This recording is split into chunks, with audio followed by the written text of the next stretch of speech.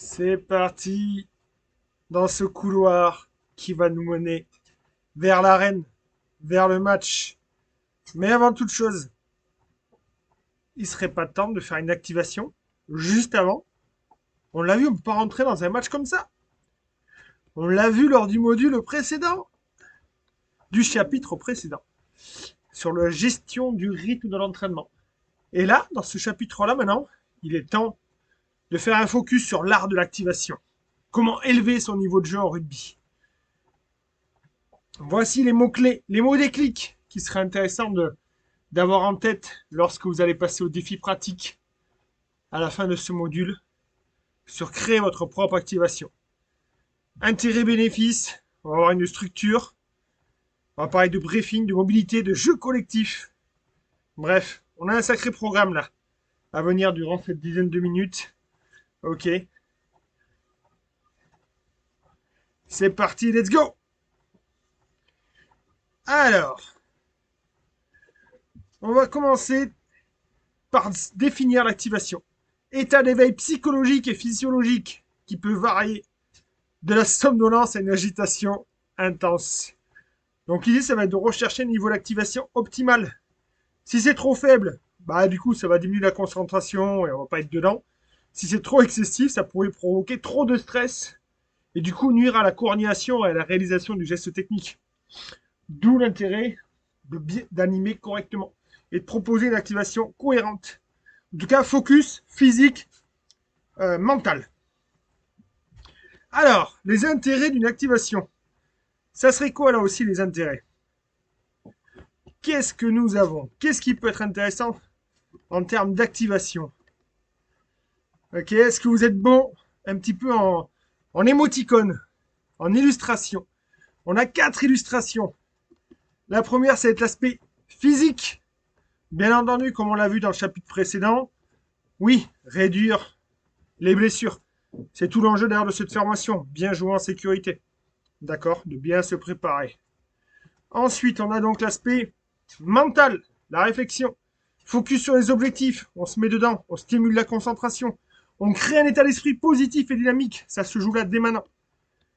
Ici, le travail d'équipe, l'intelligence relationnelle et personnelle avec soi et avec les autres. Gérer son stress, renforcer sa confiance, stimuler sa motivation. Encore une fois, on se met dedans. Et enfin, l'esprit d'équipe, en favorisant la cohésion et la mise en condition. Voilà, donc on peut voir qu'il y a vraiment 4 gros intérêts à faire une super activation. Vraiment.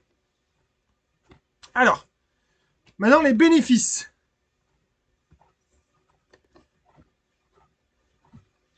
Alors, amélioration de la réactivité dès les premières minutes. Intéressant la réactivité. Moins de risque de blessure avec les mouvements brusques ou mal exécutés. Ok, on va préparer son corps à ces mouvements-là. Transition fluide et engageante vers les phases les plus intenses. On est juste avant la phase rouge, je vous rappelle. Donc après, ça va envoyer du lourd. On le voit ici, augmentation de 15% de la performance pour ceux qui s'activent, qui suivent une routine. L'élasticité musculaire, ok, on va être encore plus flexible, plus souple, ce qui va réduire les risques de déchirure et d'entorse. Amélioration du contrôle musculaire. Bref, vous l'avez vu, il y a vraiment tout un tas de bénéfices. Alors maintenant, proposition de structure. Maintenant qu'on a posé un peu le cadre, le contexte, on rentre dans le vif du sujet. Voici moi ce que j'ai à vous proposer. Tout d'abord, on va commencer par le briefing et après on va les détailler. Ensuite, travail de mobilité, direct. Ok? Et enfin, petit jeu collectif, jeu traditionnel, pour se mettre bien. On va les décrire juste après. Donc ça, c'est la première partie de l'activation. Deuxième partie d'activation, on va avoir les défis techniques individuels ou au poste, avec le contact, la manip, les jeux de course et les coups de pied et réception. Ok, c'est là où on va introduire les gestes spécifiques liés au rugby qu'on va mettre par atelier où les joueurs vont pouvoir être en rotation. Ok, en rotation parce que comme on va le voir, vu que c'est des ateliers techniques, c'est individuel, on ne peut pas être 150 sur le même atelier. Du coup, on va diviser l'effectif. Alors,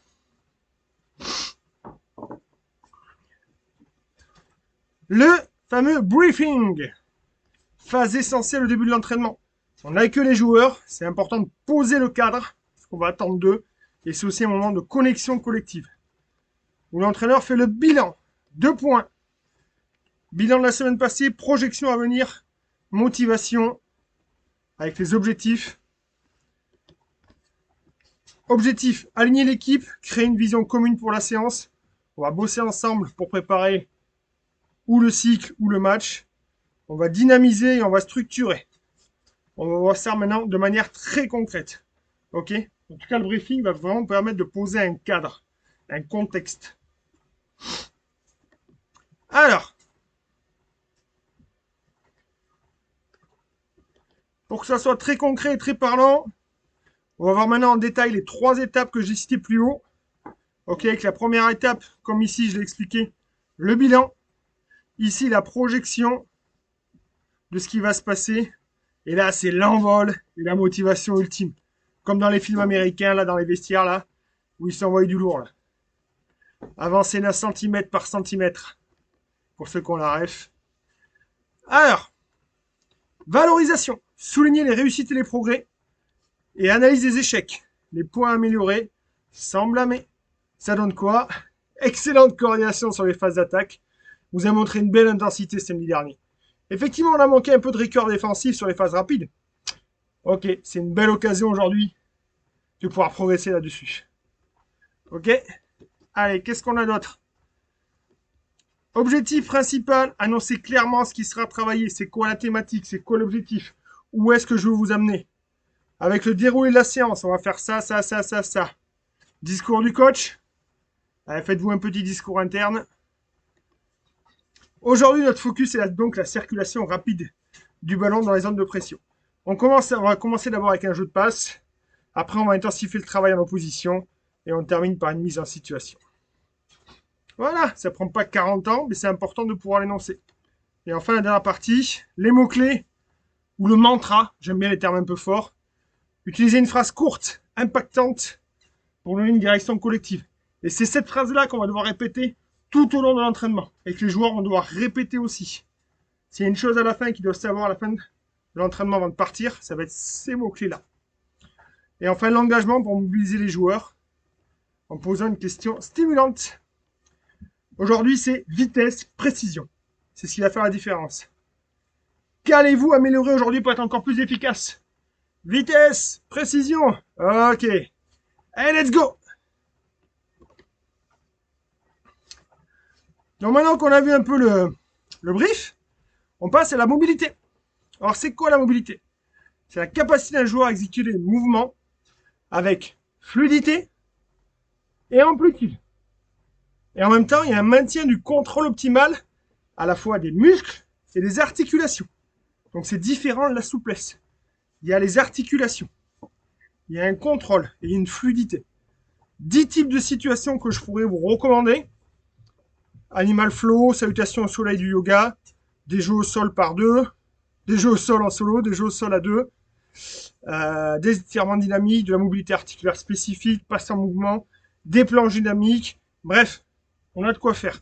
Après, bien sûr, ça, on va l'utiliser en fonction des âges, ok, et pour varier aussi les situations.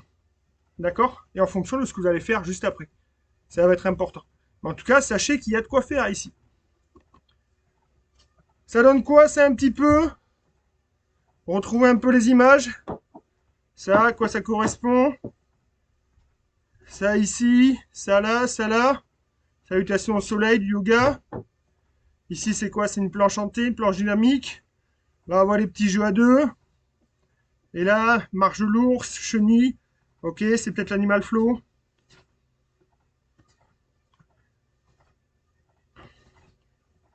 Alors, une fois qu'on a fait le brief, on a fait la mobilité, maintenant il est l'heure de jouer. Parce qu'on a un sport co, on est là pour jouer tous ensemble. On est là pour faire une activité ludique qui va impliquer la participation de plusieurs joueurs.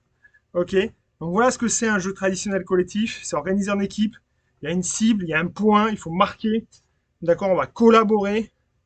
Vous voyez, on va retrouver 5 grands principes que je vous ai mis ici. Ça va vous donner des repères. Si jamais vous vous posez la question, c'est quoi un jeu collectif? Est-ce que mon jeu est un jeu collectif? Comment je peux créer un jeu?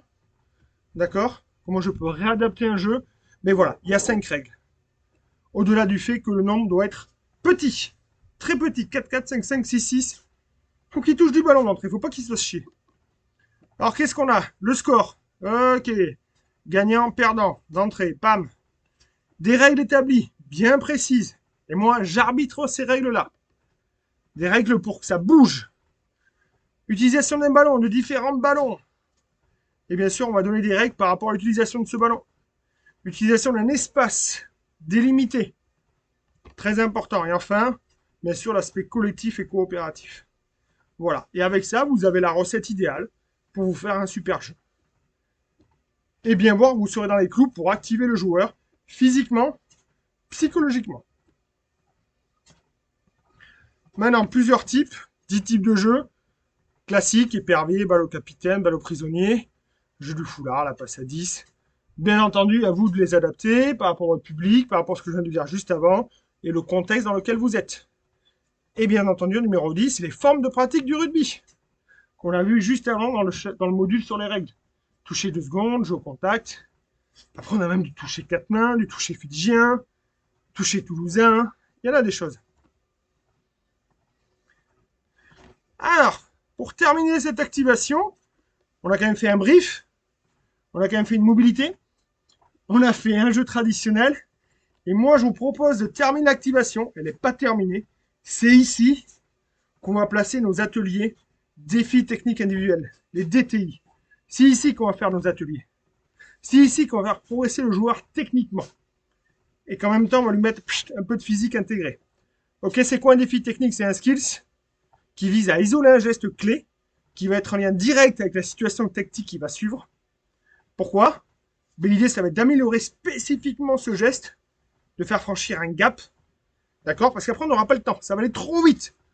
Après, on va envoyer du jeu, c'est du physique intégré, ils vont être 5-5, 4-4, 3-3. Non, on ne va pas retrouver autant que là, ici. Augmenter la précision et la maîtrise, répétition courte et intense, ok, intégrer le stress physique et mental, et approfondir aussi le jeu au poste. Parce qu'après, tout à l'heure, quand ils vont faire les touches des mêlées, on n'aura peut-être pas le temps de passer 15 plombs parce que le lanceur, il lance 15 fois pour faire 2 lancers bons.